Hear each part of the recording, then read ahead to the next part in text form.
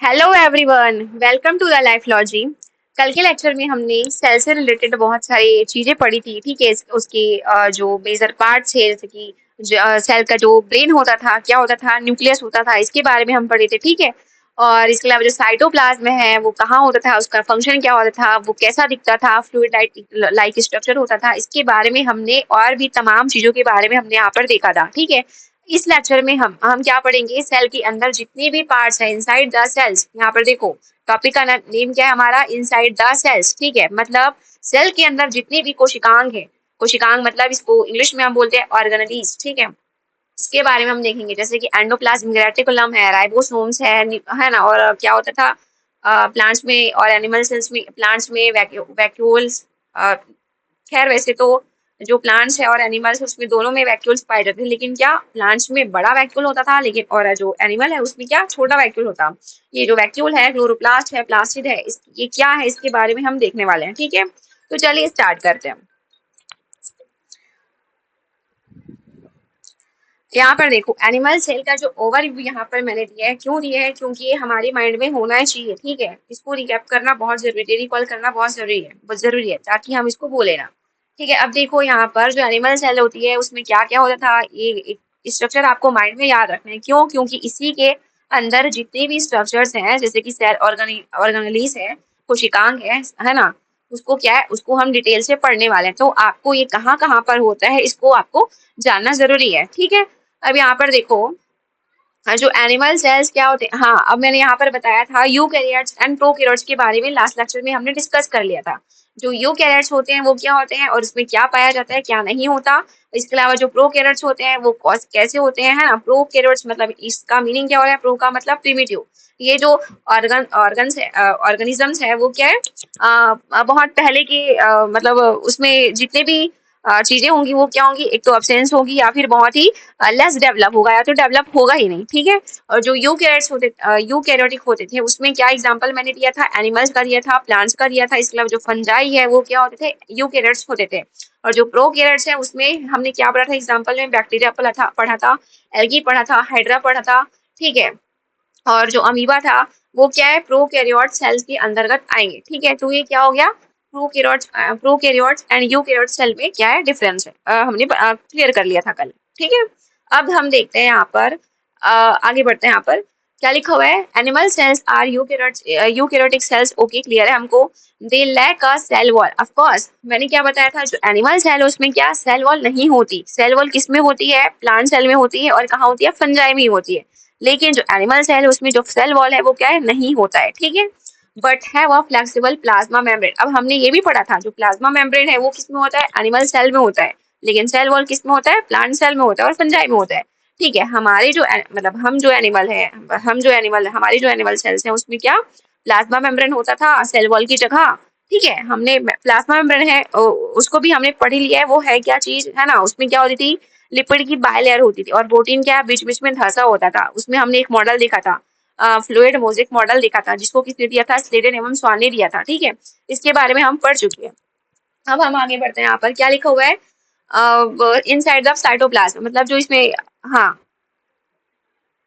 हाँ, इसमें क्या होता था, फ्लेक्सिबल प्लाज्मा मेम्ब्रेन होता था। ठीक है, और साइटोप्लाज्म के अंदर कौन से बहुत सारे ऑर्गेनेलीज, देखो यहाँ पर लिखा हुआ है, बहुत सारे क्या है ऑर्गेनेलीज पाए जाते हैं, perform specific life sustaining task. मतलब कि इनके जो एनिमल सेल है उनके अंदर जितने भी सेल के अंदर जितने भी क्या ऑर्गेनेलीज होंगे वो क्या होंगे, उनका बहुत सारा स्पेसिफिक वर्क होगा। ठीक है, ये जो वर्क है उसको हम आगे चल करके एक एक करके जितने भी ऑर्गेनेलीज है उसके बारे में हम पढ़ेंगे और उनके फंक्शन को जानेंगे। ठीक है, सो आज की वीडियो बहुत ही इंटरेस्टिंग होने वाली है, हमने स्टार्ट कर चुका है। ठीक है, एनिमल सेल का ओवरव्यू दे करके। ठीक है, अब सबसे पहले हम पढ़ते हैं क्या, जो हमारा न्यूक्लियस है इसको हमने 2 लेक्चर में ऑलरेडी कवर कर ही लिया है। ठीक है, तो इस लेक्चर भी हम, ये जो तीसरी लेक्चर है उसमें भी हम न्यूक्लियस कवर करेंगे। क्यों, क्योंकि ये मेजर पार्ट होता है सेल का। मैंने क्या बताया था, जो न्यूक्लियस होता है वो क्या है, ब्रेन होता है, किसी भी सेल का ब्रेन होता है। जैसे कि ये क्या है, सेल का दिमाग है। जैसे स्कूल का प्रिंसिपल या फिर घर के पेरेंट्स सभी कामों को कंट्रोल करते हैं ना, वैसे ही सेल के अंदर क्या है, जो न्यूक्लियस है वो क्या है, सेल के अंदर जितनी भी एक्टिविटी हो रही है उसको क्या है, कंट्रोल करने का काम करता है। यहाँ तक क्लियर हुआ? तो न्यूक्लियस क्या होता है? सेल का ब्रेन होता है, आपको ये टर्म याद रखना है। ओके, तो यहाँ पर देखिए, it acts at the brain, मतलब ये क्या करता है, कैसे करता है, ब्रेन की जैसे एक्ट करता है, ठीक है। It is surrounded by double membranous nuclear envelope, मतलब मैंने बोला था यहाँ पर तुम स्ट्रक्चर में देख सकते हो, जो ये क्या है, हमारा न्यूक्लियस है। न्यूक्लियस क्या होता था? डबल मेम्ब्रेनस होता था। अब इसके अलावा हमने डबल मेम्ब्रेनस और सिंगल मेम्ब्रेनस कौन कौन से स्ट्रक्चर होते हैं, कौन कौन से ऑर्गेनेल्स होते हैं, कौन कौन से ऑर्गेनेल्स डबल मेम्ब्रेन के होते हैं और कौन से सिंगल मेम्ब्रेन के होते हैं, इसको हमने कल के लेक्चर में देख लिया था, ठीक है। इस वीडियो में भी हम चीजों को डिस्कस करते चलेंगे। अब यहाँ पर देखो, जो न्यूक्लियस उसके बारे में हम पढ़ते हैं। क्या डबल मेम्ब्रेनस स्ट्रक्चर होता था, न्यूक्लियर एनवलप होता था, मतलब न्यूक्लियस के पास क्या होती थी? डबल लेयर्ड न्यूक्लियर एनवलप होती थी। जो न्यूक्लियस होता था वो क्या, उसके चारों ओर क्या, डबल मेम्ब्रेनस स्ट्रक्चर होता था, मतलब झिल्ली होती थी, ठीक है। अब क्या है? With pores that allow material exchange. अब किसके साथ? ये जो डबल मेम्ब्रेनस है ना, वो क्या है, उसमें छोटे छोटे क्या होंगे? पोर्स होंगे। अब क्यों होंगे? क्योंकि इन मटेरियल का क्या करेगा?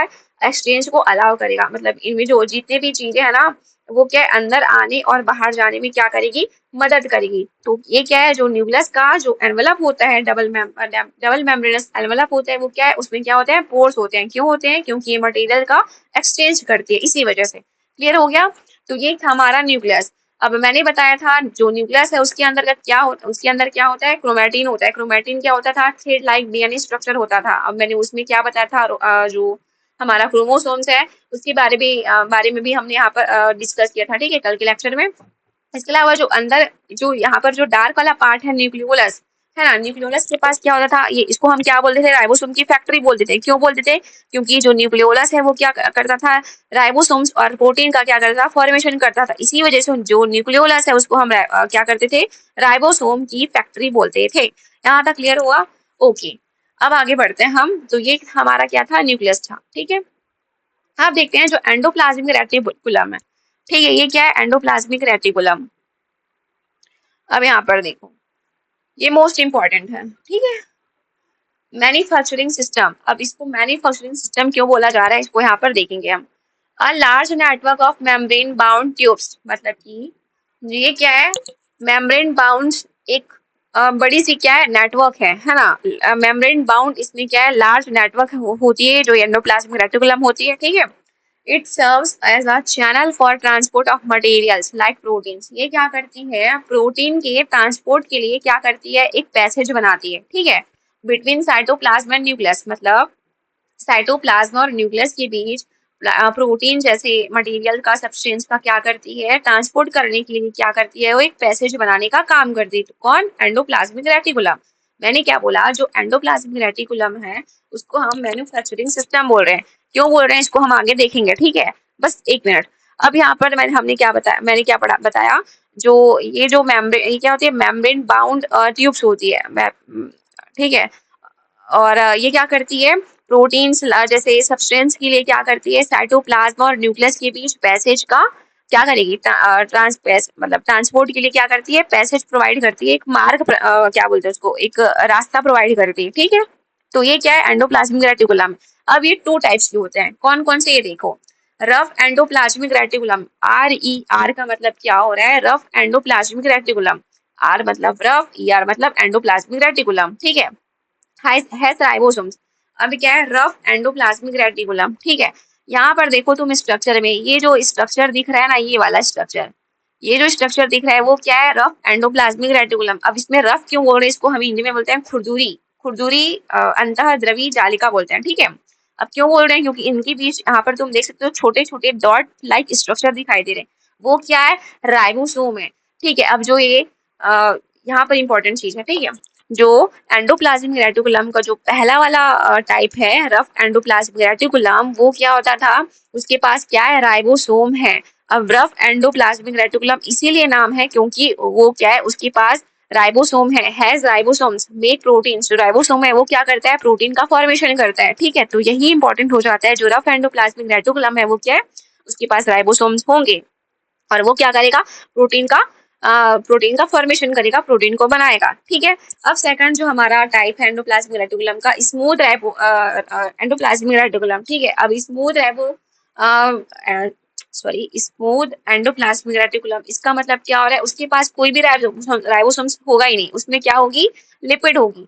ठीक है, वो क्या बनाएगी, लिपिड बनाएंगे, लिपिड बनाएगी, फैट बनाएगी, कौन, स्मूथ एंडोप्लाज्मिक रेटिकुलम। तो आपको इतना ही डिफरेंस याद रखना है आपको क्लास 9th में। ओके, अब आगे बढ़ते हैं हम। अब ये देखो जो गोल्गी बॉडी है, गोल्गी उपकरण जिसको हम बोलते हैं, ठीक है, गोल्गी एपर्चर्स।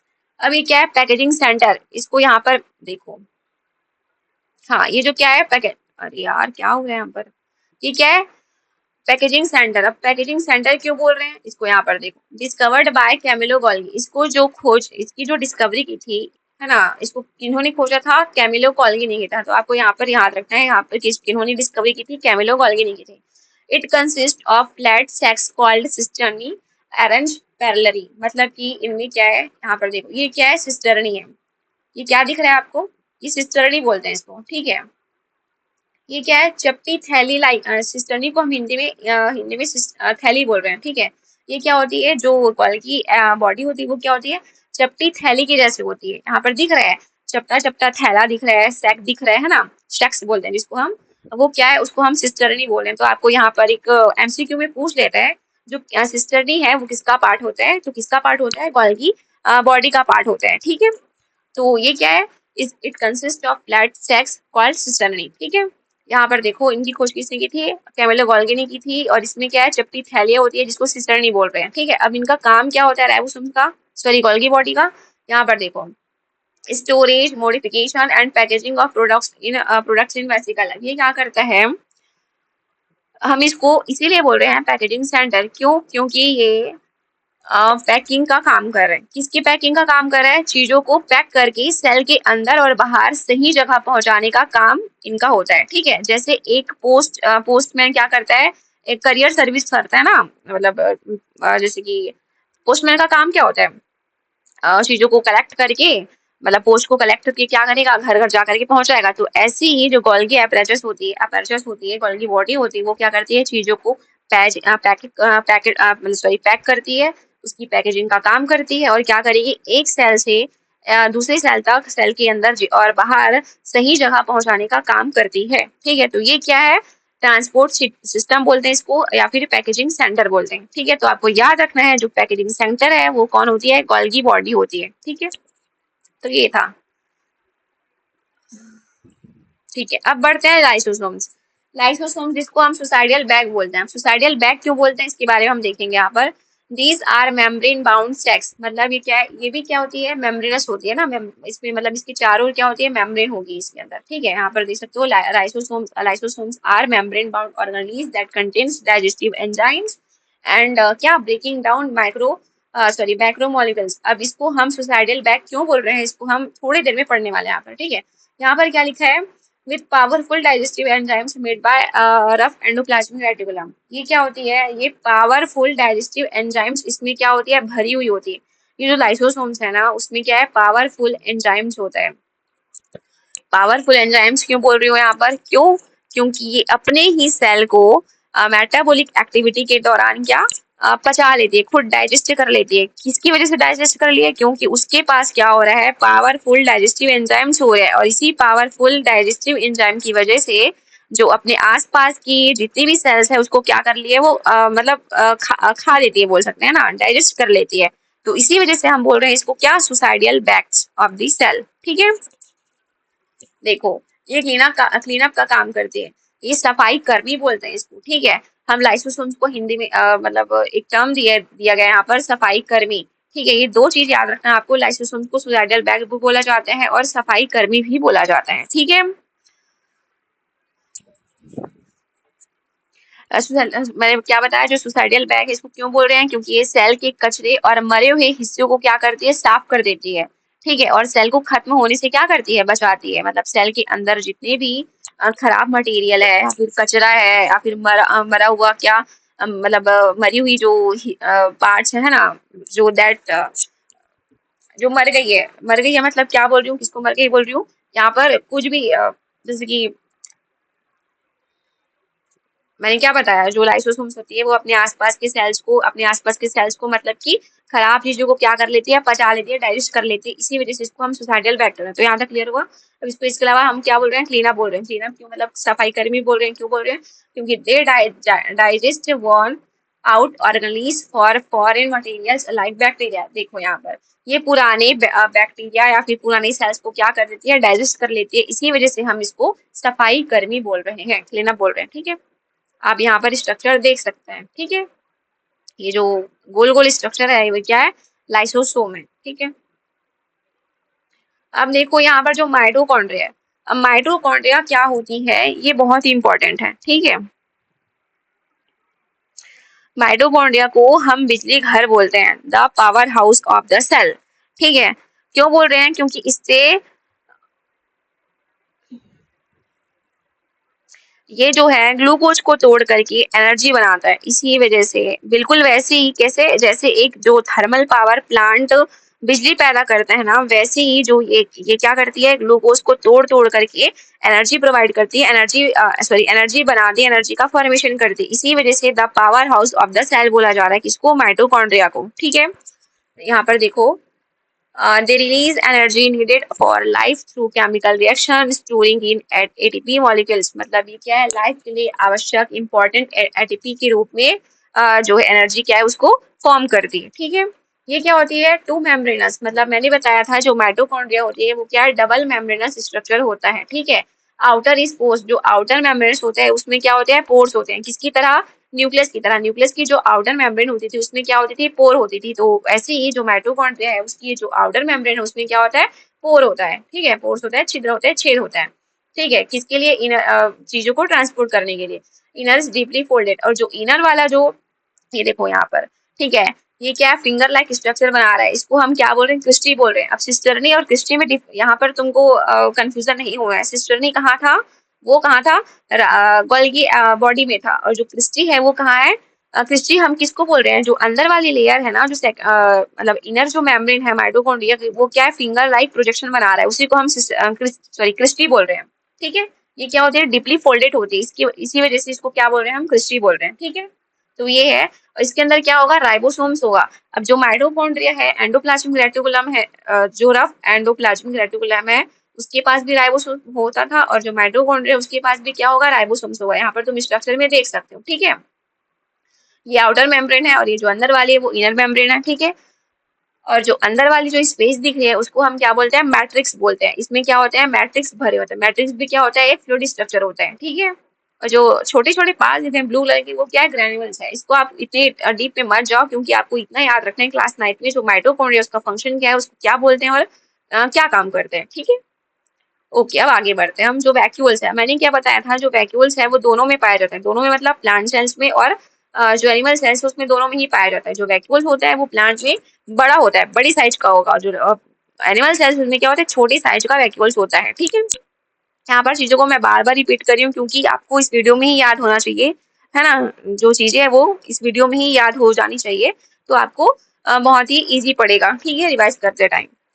अब देखो जो स्टोरेज बैग्स है, हाँ, अब जो वैक्यूल्स है उसको हम स्टोरेज बैग्स बोल रहे हैं। ठीक है, यहाँ पर देखो क्यों बोल रहे हैं, fluid filled sacs that store solid और liquid contents like amino acid, sugars and proteins.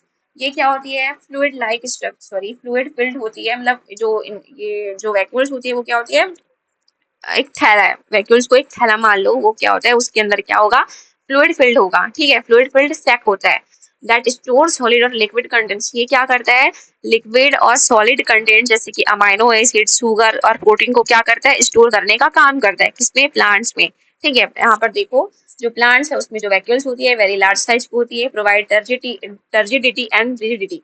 अब ये प्लांट में क्या करता है, जो वैक्यूल्स है वो क्या करता है, मजबूती प्रदान करता है प्लांट्स को, और क्या करता है, कठोरता प्रदान करता है, मजबूत क्या, टर्जिडिटी एंड रिजिडिटी प्रोवाइड करता है किसको, प्लांट को, जो वैक्यूल्स है। और एनिमल्स है, एनिमल्स में क्या होती है, जो वैक्यूल्स होती है वो स्मॉल होती है और क्या, टेम्परेरी होती है, मतलब ना के बराबर होती है, तो इसको आपको पढ़ने की जरूरत भी नहीं है। ठीक है, आपको ये डिफरेंस याद होना चाहिए कि किसमें बड़ी किसमें छोटी पाई जाती है जो वैक्यूल्स है। क्लियर, अब आगे बढ़ते हैं। हमारा जो राइबोसोम्स है, राइबोसोम को हम बोल रहे हैं प्रोटीन फैक्ट्री बोलते हैं। मैंने क्या बताया, जहां जहां पर राइबोसोम्स होगा वहां वहां प्रोटीन बनेगा। ठीक है, क्योंकि राइबोसोम्स का काम ही होता है प्रोटीन को फॉर्मेशन करना, प्रोटीन को फॉर्म करना। ठीक है, देखो इसको हम प्रोटीन फैक्ट्री बोल रहे हैं। एक्सप्रेशन देखो यहाँ पर स्मॉल होती है, जो राइबोसोम्स होती है स्मॉल होती है। Dense granules found free in cytoplasm और ऑन RER मतलब rough endoplasmic reticulum. They are not membrane bound. अब ये क्या है, राइबोसोम्स होती है जो राइबोसोम्स क्या होती है, नॉट मेम्ब्रेन बाउंड मतलब ये क्या है, जो बिना ही जो बिना मेम्ब्रेन की होती है। तो आपको याद रखना है जो राइबोसोम्स होती है वो क्या होती है, बिना मेम्ब्रेन के होगी, ठीक है। और ये क्या होती है, राइबोसोम्स सबसे छोटे होते हैं। सेल का सबसे छोटा पार्ट क्या होता है, राइबोसोम्स होता है। आपको ये भी याद रखना है, ये क्या होती है, सबसे छोटी होती है, ठीक है। यहाँ पर डेंस ग्रेन्यूल्स मतलब ये क्या है, छोटे छोटे ग्रेन्यूल्स के फॉर्म में दान, ग्रेन्यूल्स को हम हिंदी में कण बोलते हैं ना। हाँ मतलब कण के रूप में पाए जाते हैं। वो भी क्या होते हैं, डेंस होते हैं, घने होते हैं, ठीक है। और साइटोप्लाज्म में क्या करते रहेंगे, फ्रीली तैरते रहेंगे, ठीक है। अब मैंने क्या बोला, जो जहां जहां पर राइबोसोम होगा, जैसे कि रफ एंडोप्लाज्मिक रेटिकुलम है और माइटोकॉन्ड्रिया में हमने देखा जो राइबोसोम्स पाया जाता है वो क्या करता था, प्रोटीन का निर्माण करता है। जहां भी राइबोसोम्स होगा वो क्या करेगा, प्रोटीन का फॉर्मेशन करेगा, ठीक है। यहाँ पर देख सकते हो साइट ऑफ प्रोटीन सिंथेसिस, इसी वजह से हम बोल रहे हैं इसको प्रोटीन फैक्ट्री, ठीक है। तो आपको इतना ही याद रखना है जो राइबोसोम्स है वो क्या है और कहाँ होता है, और किस क्या ये मेम्ब्रेन मतलब मेम्ब्रेनस स्ट्रक्चर है या फिर नॉन मेम्ब्रेनस स्ट्रक्चर है। तो ये क्या है, नॉट मेम्ब्रेन बाउंड मतलब इनमें क्या है, कोई भी मेम्ब्रेन नहीं होता है, ठीक है। शायद मैंने ऊपर जो डिफरेंस बताया, डिफरेंस नहीं, डबल मेम्ब्रेन और सिंगल मेम्ब्रेन बताया था, उसमें शायद मैंने राइबोसोम्स को सिंगल मेम्ब्रेन में काउंट कर दिया था। तो यहाँ पर मैंने, इसके लिए मैं सॉरी बोल रही हूँ, ठीक है। जो राइबोसोम्स है वो क्या होता है, नॉट मेम्ब्रेन स्ट्रक्चर होता है, मतलब उसमें जो मेम्ब्रेन बाउंड नहीं होता है, क्लियर। अब यहाँ पर स्ट्रक्चर देख सकते हो, आपने पढ़ा था जो यू कैरियोट्स होते हैं, यू कैरियोटिक राइबोसोम्स होते हैं, उसमें क्या ATS टाइप के क्या होते थे, राइबोसोम्स होते थे। और जो प्रो कैरियोटिक होते थे उसमें क्या 70S टाइप के यू कैरियोटिक होते थे। अब जो ATS है वो किस में डिवाइड होगा, 60S सब एस मतलब सब यूनिट, ठीक है। और 40S सब यूनिट में डिवाइड होगा। अब तुम ये बोलोगे मैडम जो 60S और 40S है वो मिल करके तो 100S बना रहे, तो 80S क्यों कैसे हो गया। तो इसको आपको यहाँ पर जोड़ना घटाना नहीं करना है, ठीक है। तो आपको इतना बस याद रखना है जो ATS है यूकेरियोटिक में पाया जाएगा, और ATS कैसे कैसे पाया जाएगा, 60S सब यूनिट और 40S सब यूनिट मिलकर के ATS बना रहा है, ठीक है। तो ये चीज है, इसमें आपको जोड़ घटाव नहीं करनी है चीजों को। ओके, अब जो क्लोरोप्लास्ट है वो क्लोरोप्लास्ट कहाँ होगा, केवल और केवल प्लांट में होगा, एनिमल सेल्स में नहीं होते हैं, ठीक है। यहाँ पर देखो किचन ऑफ द सेल्स होती है, कहाँ होती है किचन ऑफ द सेल्स, ये होगी किसके लिए होगी, प्लांट के लिए होगी, ठीक है। This are green coloured plastid found only in plants. मैंने क्या बोला, ये क्या होंगे, फाउंड इन ओनली प्लांट्स मतलब प्लांट्स में ही पाए जाएंगे, केवल केवल प्लांट्स में ही होंगे। They common they contain green pigment like लाइकनी they contain green pigment chlorophyll. अब जो क्लोरोप्लास्ट है ना उसमें क्या होते हैं, उसमें क्या होगा, क्लोरोफिल होगा। अब यही जो क्लोरोफिल है वो क्या करता है, जो फोटोसिंथेसिस है, फोटोसिंथेसिस के थ्रू जो प्लांट होते हैं वो अपना खाना स्वयं बना लेते हैं, खुद ही बना लेते हैं, ठीक है। इसी वजह से जो क्लोरोप्लास्ट है वो क्या किसमें पाया जा रहा है, केवल प्लांट में ही पाया जा रहा है, क्योंकि जो मतलब प्लांट्स की बात, खुद ही खाने बनाने की जो पावर होती है, कैपेसिटी होती है ना। तो वो किसकी वजह से कर पा रहा है, वो क्लोरोप्लास्ट के अंदर जो पिगमेंट है क्लोरोफिल उसकी वजह से ही कर पा रहा है, क्योंकि जो फोटोसिंथेसिस है उसमें जो क्लोरोफिल है बहुत ही इंपॉर्टेंट वर्क करता है, इसीलिए, ठीक है। फंक्शन देखो, परफॉर्म फोटोसिंथेसिस मैंने बता ही दिया, they move they to make food for plants, ठीक है। अब यहाँ पर जो सेंट्रीओल्स है उसको देखो, सेंट्रीओल्स किसमें होता था, ये कहाँ होगा, found in animal cells near the nucleus. ये कहाँ होंगे, न्यूक्लियस के पास पाए जाएंगे, ठीक है। वो भी कहाँ, एनिमल सेल्स के न्यूक्लियस के पास ही पाए जाएंगे, नियर द न्यूक्लियस लिखा है, ठीक है। Pair of cylindrical like structure usually, ये क्या होते हैं, सिलिंड्रल लाइक स्ट्रक्चर होते हैं, वो भी पेयर में होंगे, ठीक है। यहाँ पर आप डायग्राम में देख सकते हो ये क्या होते हैं, देखो सिलिंड्रिकल लाइक सिलेंडर के जैसे जो स्ट्रक्चर है उनकी दिख रही है ना सेंट्रोसोम्स। ये सेंट्रोसोम क्या करेगा, सेल डिवीजन में मदद करता है। सेल डिवीजन क्या है, इसको हम आने वाले लेक्चर में पढ़ेंगे, ठीक है। उसमें भी आपको एकदम डिटेल में नहीं जाना है, क्योंकि ये जो पार्ट है वो हायर क्लास का पार्ट है, 11th 12th का पार्ट है, ठीक है। आप 11th में पढ़ोगे, लेकिन आपको जो क्लास 9th है उसमें बेसिक चीजों को जानना है कि जो सेल डिवीजन है, इसमें जो टाइप्स है मियोसिस एंड माइटोसिस, वो है क्या चीज, वो किस लिए होता है, क्यों जरूरी है, ये बस जानना है आपको, ठीक है। तो यहाँ पर देखो जो सेंट्रियोल्स है वो क्या करते हैं, क्या काम करते हैं, help in cell division by forming spindle fibres. जो सेल डिवीजन है, जो स्पिंडल फाइबर्स होते हैं वो जो स्पिंडल फाइबर्स है वो कैसे बनते हैं, सेंट्रियोल्स बनाते हैं, ठीक है। तो यही काम है। ये कैसे दिखता है, सिलेंडर लाइक स्ट्रक्चर दिखता है, और किसमें यूजुअली ये पेयर में होते हैं, ठीक है। और कहाँ होंगे, एनिमल सेल्स में होंगे, किसके पास होंगे, न्यूक्लियस के पास होंगे। क्लियर हुआ? ओके, अब यहाँ पर क्विक रिकैप देख लेते हैं हम, है ना, जो समरी के समरी जैसे।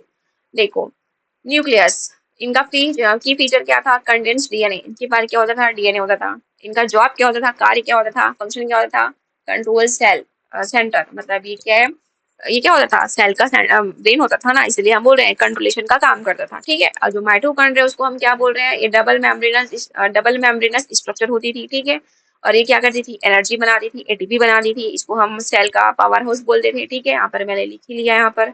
लाइसोसोम्स, लाइसोसोम्स यहाँ पर देखो एंजाइम सेक्स होते थे, हमने पढ़ ही लिया था।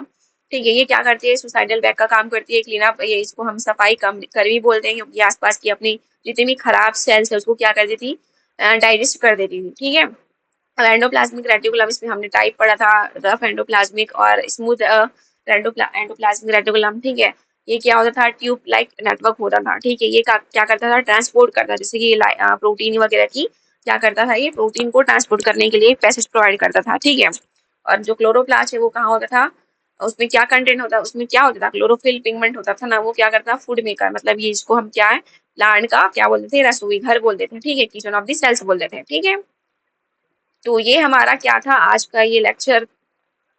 हमने जितने भी सेल के अंदर जितने भी मोस्ट इम्पॉर्टेंट ऑर्गेनेलीज है उसके बारे में हमने पढ़ लिया है, उसके फंक्शंस के बारे में हमने यहाँ पर डिस्कस कर लिया है। सो वीडियो को हम यही एंड करते हैं। आगे आने वाले लेक्चर में सेल्स वाले चैप्टर में जितने और भी टॉपिक बचे हैं उसको हम क्लियर कर देंगे, और उसके बाद ये जो चैप्टर है हमारा सेल वाला वो कंप्लीट हो जाएगा। और उसके बाद आने वाले लेक्चर में हम क्या करेंगे, सेल से रिलेटेड एमसीक्यू भी करेंगे। ठीक है, सो वीडियो को यही एंड करते हैं। Thank you so much. Thank you, bye bye.